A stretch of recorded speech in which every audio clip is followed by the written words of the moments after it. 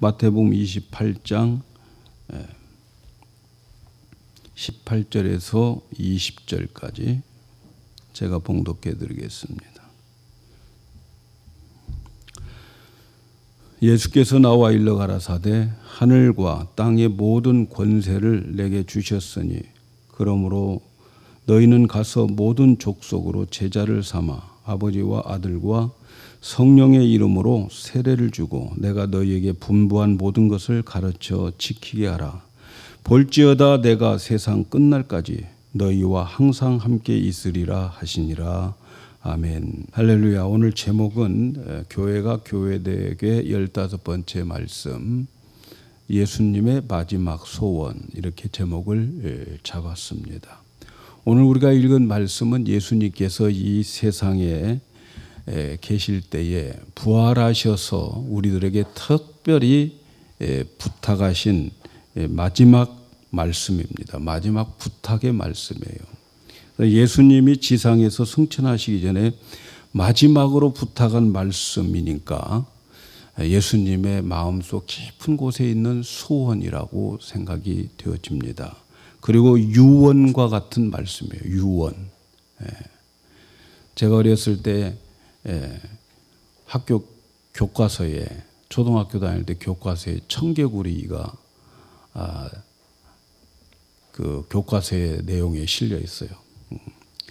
그때 우리 청개구리를 읽고 참 재밌게 들었는데, 여러분 청개구리 이야기 아시죠? 청개구리. 엄마가 시키면 늘 반대로 행동을 합니다. 동쪽으로 가라고 하면 서쪽으로 가고, 교회 가라고 하면 놀이터 가고. 이 청개구리가 있었어요. 그래서 청개구리를 보면서 엄마가 생각을 합니다. 우리 아들은 맨날 반대로만 사는구나. 그렇게 생각을 하고, 혹시 내가 죽을 때에 또 반대로 하니까 나를 강에다 묻어라. 그러면 산에다가 묻을 것이다. 이렇게 생각을 했어요. 근데 어느 날 엄마가 죽었어요. 청개구리는 그때 다 깨닫고, 아이고 우리 엄마가 내가 맨날 반대로 말을 안 들으니까 일찍 돌아가셨다고 후회하면서 마지막 유언은 내가 꼭 들어야지 하고 강에다가 엄마를 묻었어요. 그러니까 어때요? 비만 오면 이제 우리 어머니 떠내려가면 어떨까나. 그래서 맨날 청개구리는 비가 올 때마다 운다고, 그런 이야기. 청개구리도 마지막 유언은 들어주더라 하는 이야기인데, 저와 여러분은 청개구리가 아니잖아요. 우리 예수님께서 하신 그 마지막 말씀, 이 마지막 말씀을 우리 예수 그리스도의 보혈로 거듭난 사람들은 반드시 들어야 될 줄로 믿습니다. 교회가 교회되기 위해서는 예수님의 마지막 부탁하신 말씀, 유언과 같은 말씀, 예수님 마음속 깊은 곳에 있는 그 소원, 우리는 반드시 순종해야 될 줄로 믿습니다. 교회는 주님의 뜻을 이루어져야 되는 거예요. 주님께서 교회를 향한 소원이 있습니다. 그것이 바로 오늘 우리가 읽은 말씀, 승천하기 직전에 주신 말씀입니다. 예수님께서 지상에서 마지막으로 명령하신 말씀이라면 예수님의 마음속 깊은 곳에 간직한 소원이기 때문에 주님의 소원이라면 우리는 반드시 이루어야 되지 않겠습니까? 저와 여러분은, 우리 영광교회는 주님의 소원을 이루는 교회가 되기를 주의 이름으로 축복합니다. 먼저 생각해 보아야 될 것은, 이렇게 말씀하신 그 분은 어떤 분인가?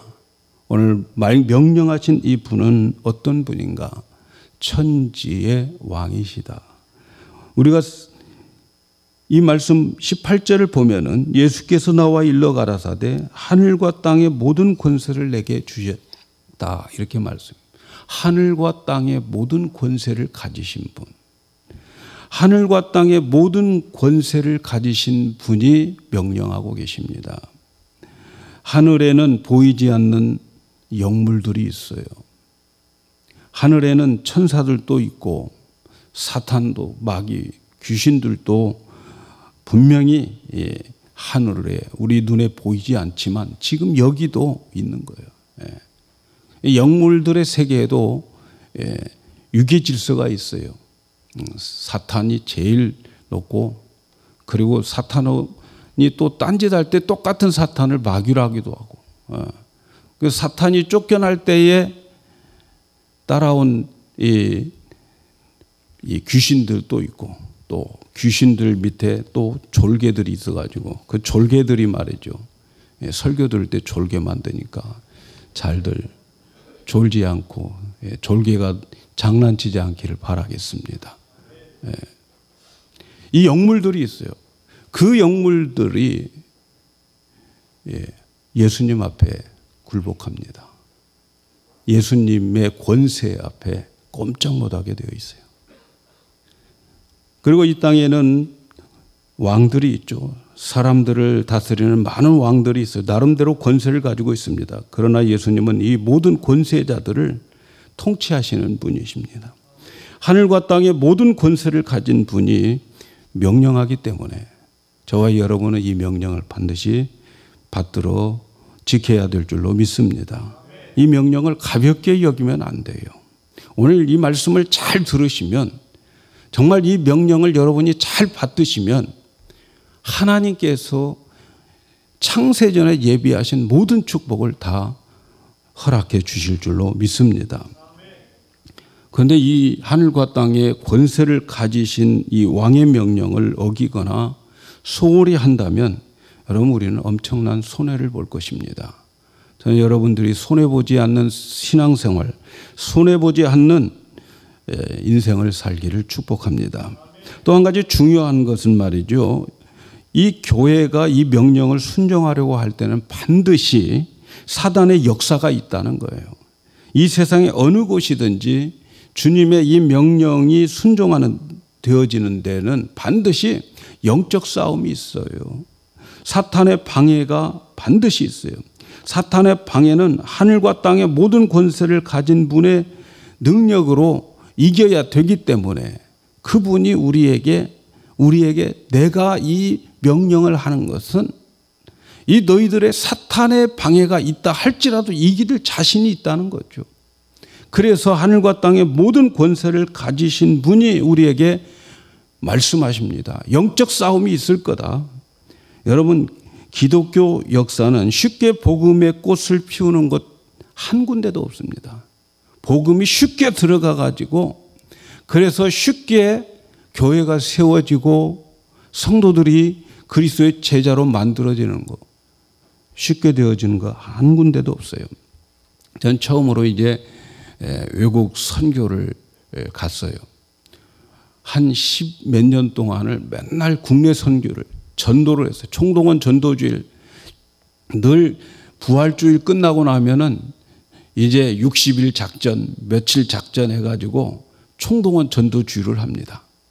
그런데 그 한 석 달 동안 굉장히 열심히 하는데 실제로 총동원 주일날 보면은 10명 이상 와본 적이 없어요. 3명, 5명. 이렇게 겨우 하여튼 그 석 달 동안 수고에 비해서 너무 열매가 없어요. 그래서 어느 세미나에 갔더니 이제는 전도에서 선교로 옮겨봐라. 그래서 피를 받아가지고 그래서 이제 선교를 하기 시작했어요. 맨 처음에 선교를 간 곳이 이제 카자흐스탄인데 겨울 선교를 했어요. 겨울 선교. 카자흐스탄, 소련 얼마나 춥습니까? 근데 일부러 예수님 때문에 고생해 본 적이 별로 없는 것 같아서 겨울 선교를 간 거예요. 정말 춥더라고요. 복음을 전하고 집집마다 다닐 때에 복음 안 들어도 되니까 제발 잠깐만 들어와 달라고 그 말만 해줬으면 좋겠더라고. 그런데 이제 그곳에 가서 복음을 전하는데 우리가 복음을 맨 처음에 갔을 때에 두 곳을 들리는 거예요. 두 곳을 들려요. 한 곳은 아이아고지라고 하는 곳인데 그곳은 작년에 복음을 전해서 교회가 세워진 거죠.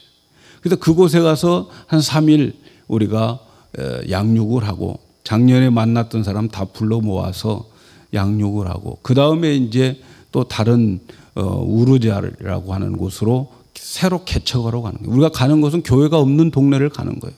예. 교회 없는 동네만 찾아다녔는데 그곳에 이제 가야 되는데 이 아야고지에서 여자 집사님 한 분이 아픈 거예요. 엄청 아파요. 예. 치질로 굉장히 고생을 해요. 그러니까 거기에 있는 같은 순원 중에서 한 분은 어떤 분은 저 도시로 가서 병원에 빨리 가자고 그런 분도 있고 또 어떤 분은 철수하자 이건 안 되겠다 그런 분도 있고 그래요. 그때 이제 제가 리더인데 그래도 기도를 했어요. 기도하니까 하나님께서 말씀을 주셔요. 그곳에 나의 택한 백성들이 그곳에 있다는 거예요. 그래서 제가 설득을 했어요. 이분들을 설득해가지고 거기에 하나님께서 택한 백성들이 준비된 백성들이 있다고 하니까 우리 가십시다. 무조건 가고 기도로 가십시다. 아픈 몸을 이끌고 하여튼 그곳으로 갔는데요. 그런데 이상하게 그곳으로 떠날 때부터 이 집사님이 낫기 시작한 거예요. 그래가지고 그곳에 딱 갔는데 가서 보니까 그곳에 어떤 한 이 자매가 우리를 찾아왔어요. 너무 반갑게 찾아왔어요. 우리 차에 십자가의 그림이 있었어요. 그 지역의 노고인데 거기에 십자가가 있는데 그걸 보고 우리가 예수 믿는 사람인 줄 알고 찾아와가지고 자기가 우리에게 이렇게 고백을 해요. 자기는 알마티라고 하는 큰 도시가 있는데 거기에서 예수를 믿다가 글로 이사를 왔는데 이사 와서 이곳에 와서 보니 교회가 없어서 자기는 이곳에 교회를 세워달라고 기도를 했다는 거예요. 그런데 우리가 갔어요. 그래가지고 그때 가서 그곳에 눈도 많이 오고 막 굉장히 어려운 상황이었는데 우리가 집집마다 그 추운데 돌아다니면서 영접시킨 사람들이 한 5, 60명이 우리가 창립 예배 드릴 때 왔어요. 그래서 그곳에 교회를 세우고 사역자를 보내고 그리고 우리 교회 청년들이 이 초콜릿 장사 해가지고 그 교회를 사주고 그렇게 해서 지금 교회를 세웠어요. 어느 곳에 가서 복음을 전해도요. 영적 싸움이 없을 데가 없어요. 교회도 마찬가지입니다. 교회가 좀 부흥하려고 하면 엄청난 영적 싸움이 있어요.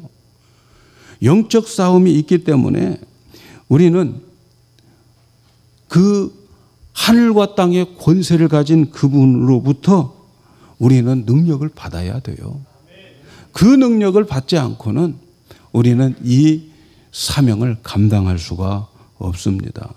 복음 전하는 곳곳마다 사단의 역사가 있어요. 그래도 우리는 두려워할 필요가 없어요. 그때 믿음이 필요한 거예요. 믿음 가지고 전진하면 희한하게 놀라운 일들이 벌어져요. 그리고 그 집사님은 그냥 나왔어요. 끝까지 선교 다 했어요. 하나님의 능력을 믿고 그의 이름을 믿고 주님이 우리를 보내셨다. 정권 대사로 온 거다. 그리고 가서 복음을 전하니까 그들이 우리에게 약간 겁을 주지만 그러나 승리할 수 있었습니다.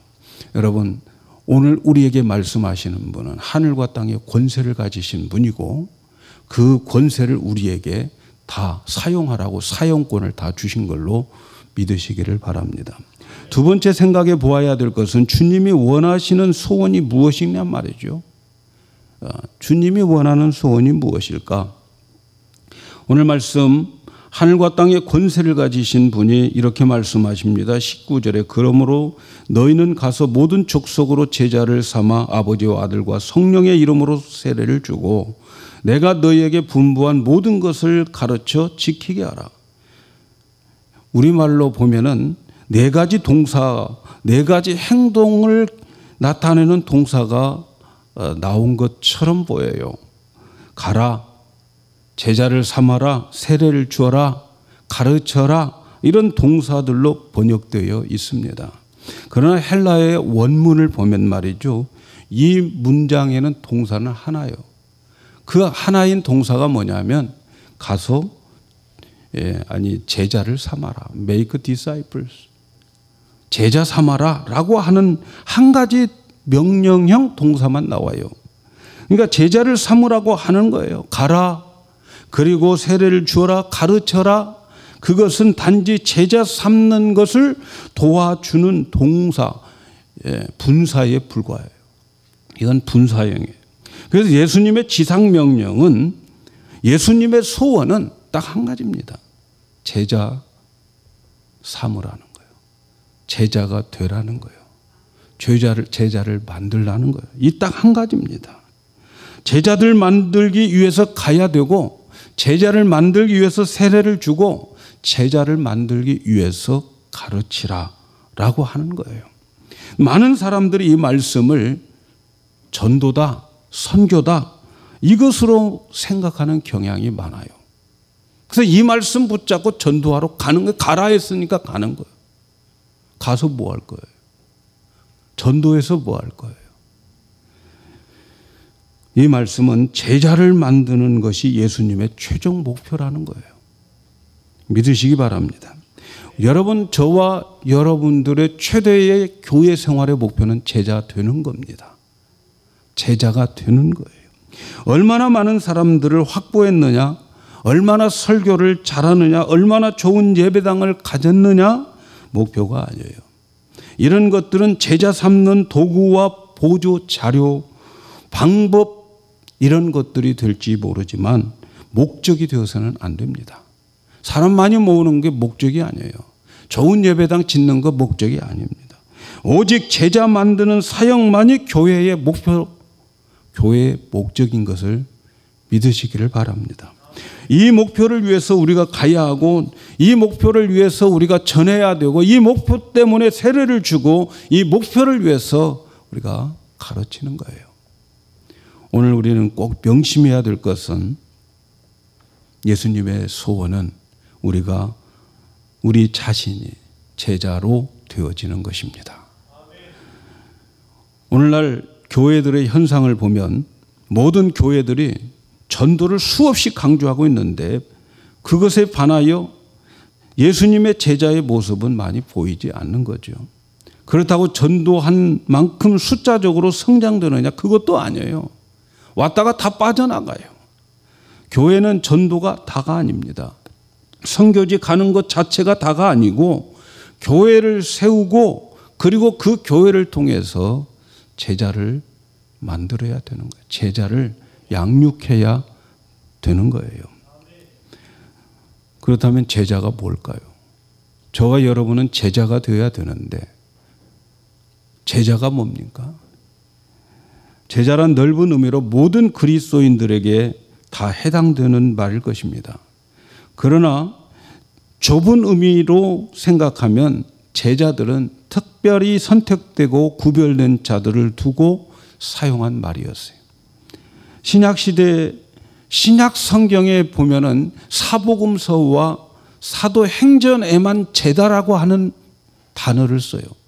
한 269회 정도 나오는데 사복음서와 사도행전에만 나와요. 마가복음의 제자들의 좁은 의미로, 아주 소수의 의미로 사용했어요. 그렇지만 다른 곳에서는 제자 하면 그냥 일반 그리스도인들의 모두를 구별 없이 지칭을 했어요. 특별히 누가는 사도행전 11장 26절에 안디옥 교회에서 그리스도인이라고 하는 별명이 붙을 때까지 믿는 자의 총칭으로 제자 이렇게 사용했습니다. 그런데 보세요. 그러다가 이제 서신서 바울이 복음을 받고, 그리고 바울이 복음 활동을 시작하면서 바울 서신서를 쓸 때에 이 제자라고 하는 말이 사라지고 성도라고 하는 말로 바뀌었습니다. 그래서 이 성도라고 하는 말로 바뀌어진 바울의 의도가 뭘까? 바울은 누누이 하나님께서 우리를 창조하시고 하나님께서 우리를 이 땅에 보내시는 목적은 여기에 있다는 거예요. 어디에 있느냐? 거룩하고 흠없는 하나님의 아들로 만들어서 그 아들에게 하나님이 가지고 있는 모든 것을 나누어 상속해서 하나님과 영원히 살게 하기 위한 거예요. 그래서 바울이 생각하는 성도는 뭡니까? 성도는 거룩할 성자라. 거룩한 무리들이란 말이죠. 세상과 구별되어진 사람들을 말하는 거예요. 그래서 바울이 제자를 성도로 바꿔서 사용한 이것을 보면은 제자라고 하는 것은 거룩하고 흠없는 하나님의 자녀로 챙겨지는 것을 제자라 이렇게 설명할 수가 있습니다. 제자가 되라라고 하는 말은 뭘 의미할까요? 그러니까 제자란 세상 사람들과 구별된 거룩한 무리. 아마도 바울은 우리를 창조한 목적 때문에 이렇게 제자 대신 성도라고 하는 그런 말로 바꾸어서 부른 것 아닌가 이렇게 생각이 듭니다. 오늘날 얼마나 많은 교회들이 전도하여서 세례 받음으로 인해서 그가 도달한 성장을 마쳤다고 보는 그런 오해에 빠져 있어요. 이제 누구를 전도해가지고 그 사람 양육 적당히 시켜서 그래서 세례 받으면 이 사람은 이제는 그리스도인으로 성장했다 이렇게 손 띄어버린단 말이죠. 그 중에 우리 모두가 포함될지도 모르죠. 세례 받으면 다 됐다 이렇게 생각을 하고 세례를 끝으로 생각을 하고 있습니다. 세례 받으면 성도가 다 된 것으로 생각을 하는 거죠. 그러나 주님이 원하는 것은 세례는 제자 만드는 데의 수단이라는 거죠.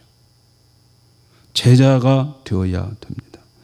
그리스도인으로 제자로 출발하는 것이 세례라는 거죠.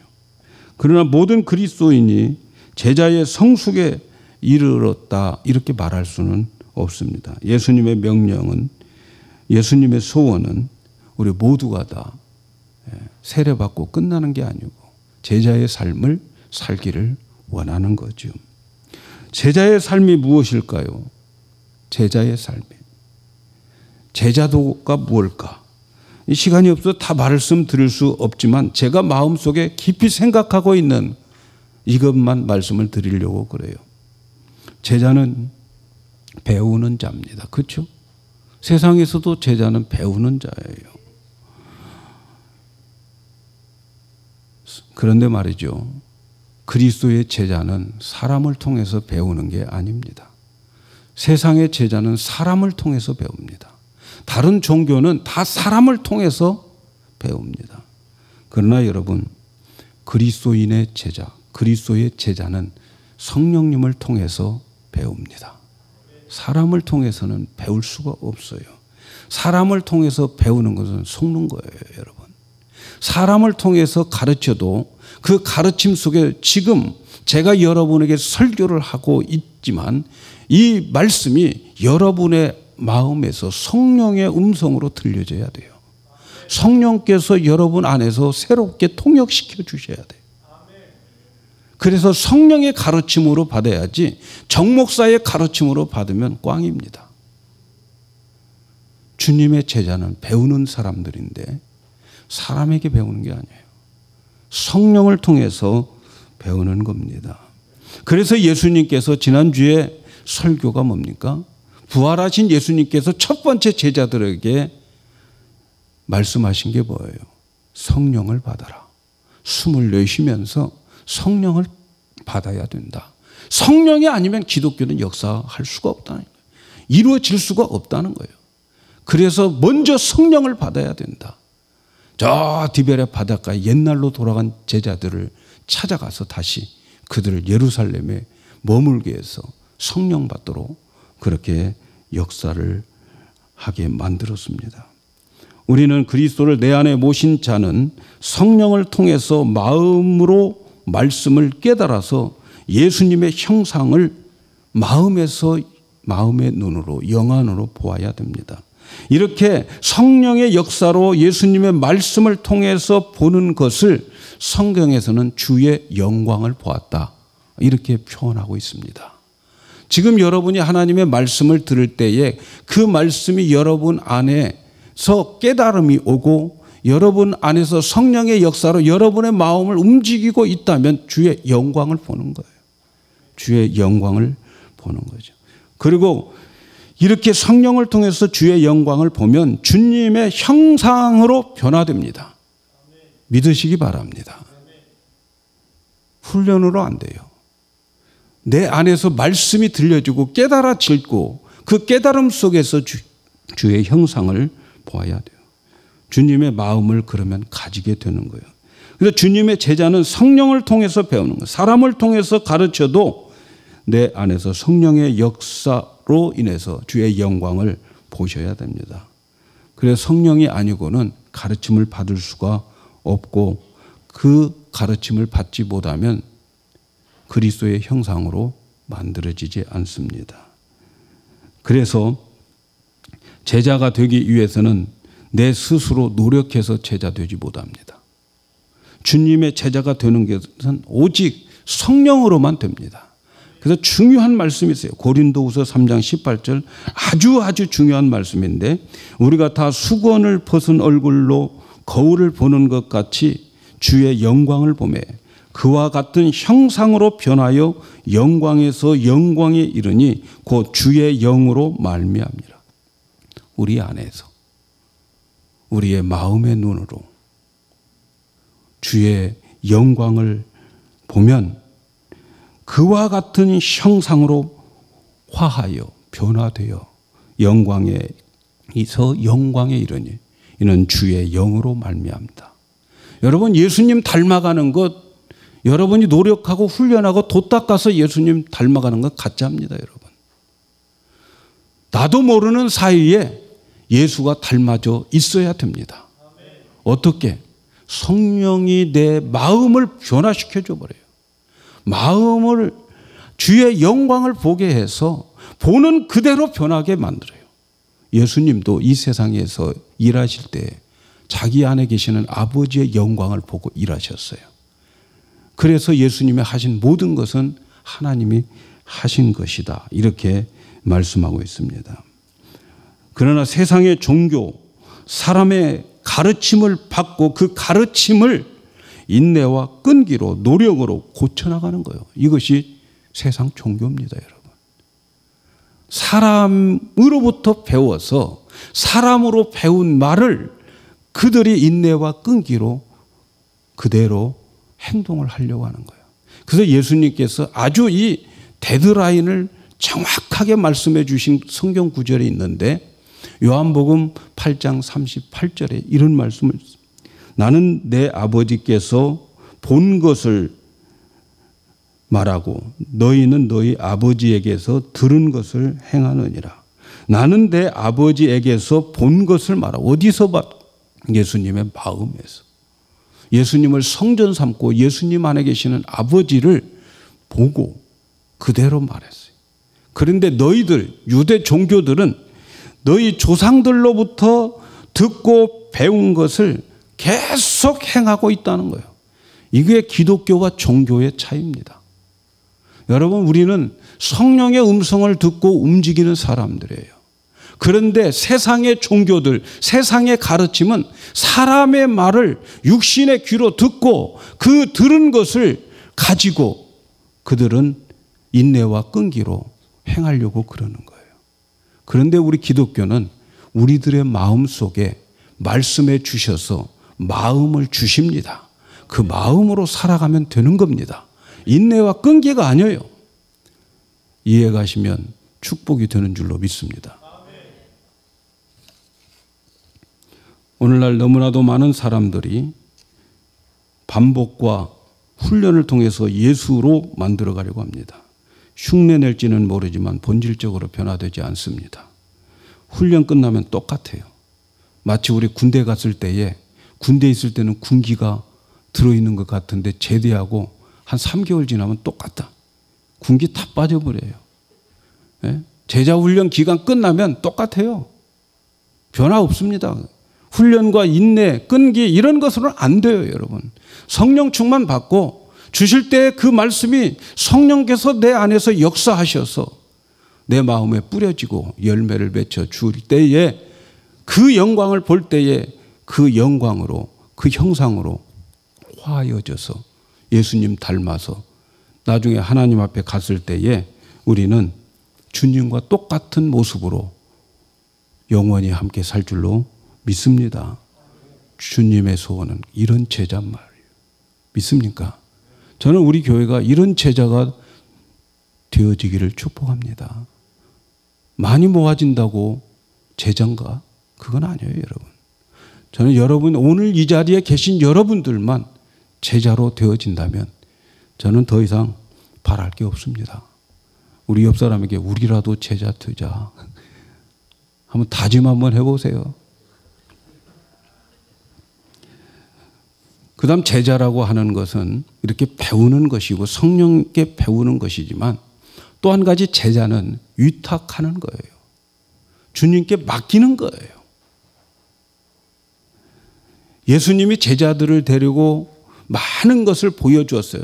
그들을 부를 때 함께 보여주고 함께 살고 그렇게 하기 위해서 보여줬는데 딱 목적은 한 가지입니다. 맡겨라 하는 거예요. 위탁입니다. 위탁. 얼마나 이 부분이 힘든지 몰라요. 여러분, 주님께 우리 모든 것을 맡기고 위탁하고 산다는 거 말이 쉽지. 주님이 요구한 대로 우리는 너무너무 힘들어요. 주님이 어떻게 요구한지 들어보세요. 누가복음 14장 26절. 물은 내게 오는 자가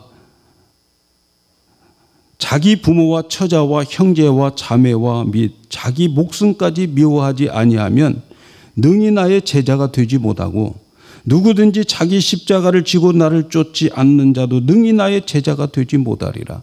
예? 여러분, 주님의 제자 되고 싶습니까? 주님이 요구하시는 게 있어요. 너 진짜 내 제자가 되기를 원하냐?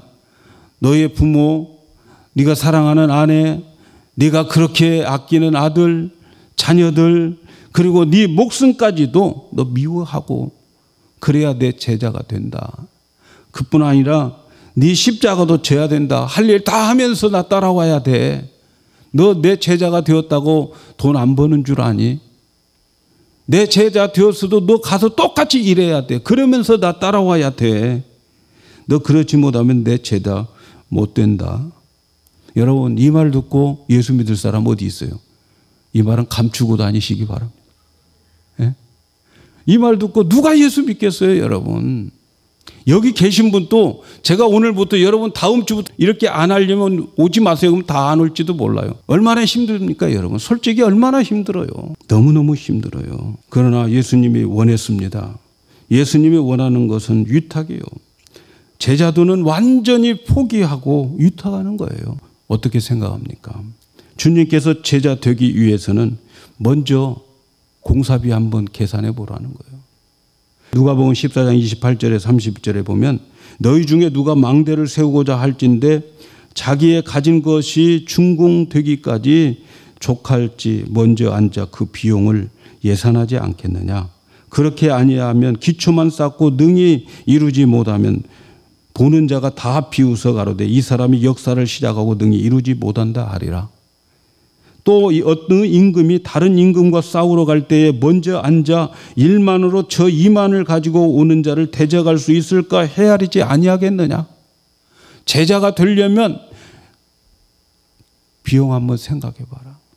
여러분, 이 말씀을 보면은 우리 가진 모든 것 다 예수님이 빼앗아 갈 것 같지 않습니까? 꼭 우리의 있는 것, 그런 말 있잖아요. 벼룩의 간을 달라고 하는 것처럼. 우리가 뭐 가진 게 뭐가 얼마나 돼.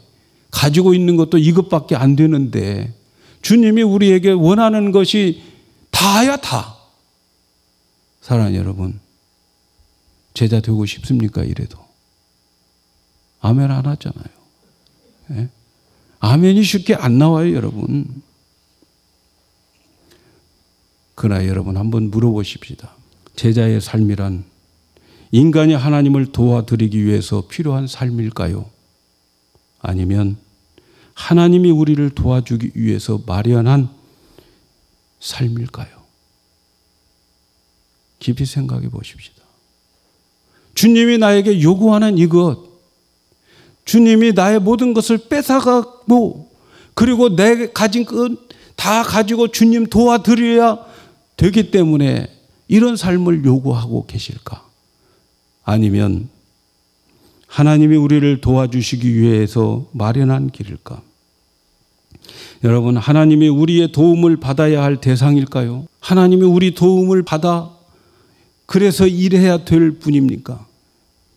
아니면 우리 인간들이 하나님의 도움을 받아야 할 대상일까요? 분명한 것은 하나님은 우리의 도움을 받으실 분이 절대 아닙니다. 하나님 물질 필요 없어요. 하나님 고기 필요 없어요. 그렇다면 왜 우리가 이렇게 많은 대가를 지불해야 될까요? 우리 주님께서 말씀하셨어요. 요한복음 10장 10절에 도적이 오는 것은 도둑질하고 죽이고 멸망시키려는 것뿐이요 내가 온 것은 양으로 생명을 얻게 하고 더 풍성하게 얻게 하려 함이라. 예수님은 우리에게 더 풍성하게 얻게 하기 위함이라고 말씀했어요. 그런데 왜 우리 것을 달라고 할까요, 여러분?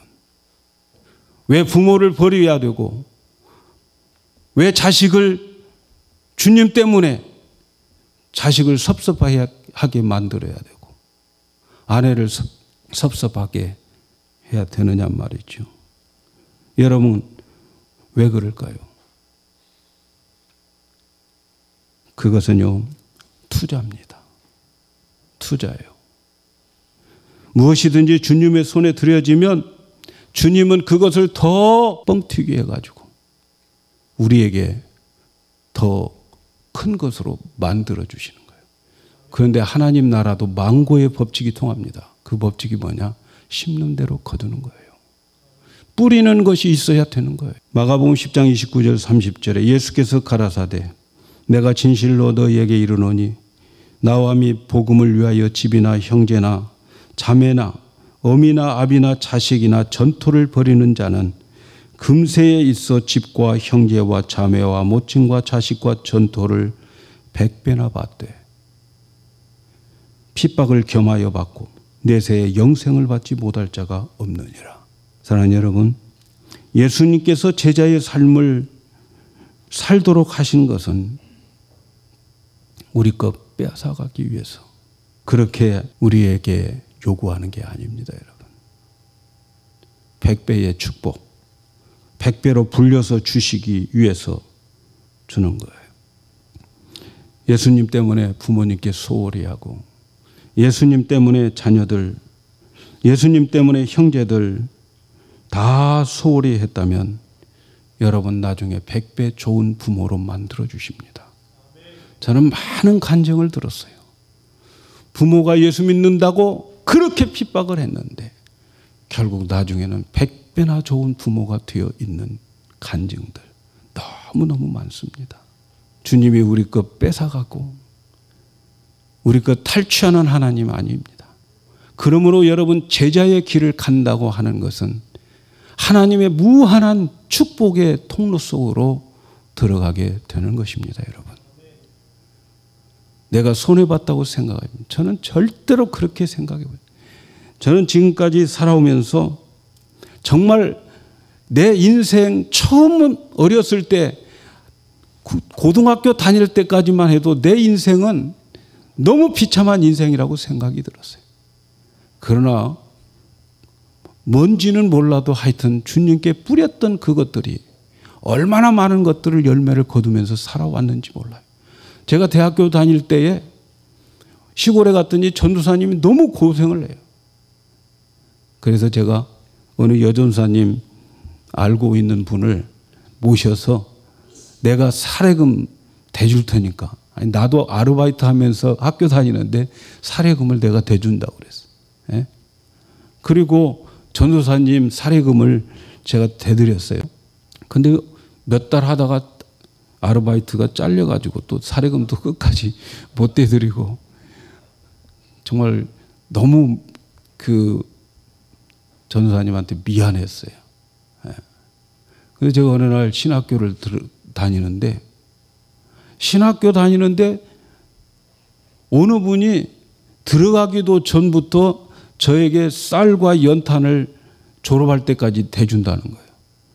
그래서 한 달에 한 번씩 그 집에 연탄값, 쌀값을 받으러 가면서 한번 생각을 해보니까 내가 왜 이런 은혜를 받을까 생각을 해보니까 그때 그 생각이 나는 거야. 네가 그때 그 여전도사님, 시골의 전도사님 아르바이트 해가지고 대준 것, 그걸로 내가 이렇게 몇 배로 갚아준다고. 여러분, 손해 날 것 같은데 손해 안 납니다, 여러분. 한번 나중에 결론을 한번 보십시오. 제자의 길이 얼마나 축복의 길인지, 정말 하나님께서 우리에게 모든 것을 다 버리라고 하는 그것이 정말 우리를 망하게 만들려고 하시는 길인지, 아니면 그거 곱하기 100배로 주시려고 하신 것인지. 여러분, 산수 배웠으면 계산해 보세요. 제자의 길은 축복의 길임을 믿으시기를 바랍니다. 저는 우리 교회가 교회되기 위해서는 가야 할 길은 이 제자의 길이라고 믿습니다. 그러나 두려워하지 마십시오.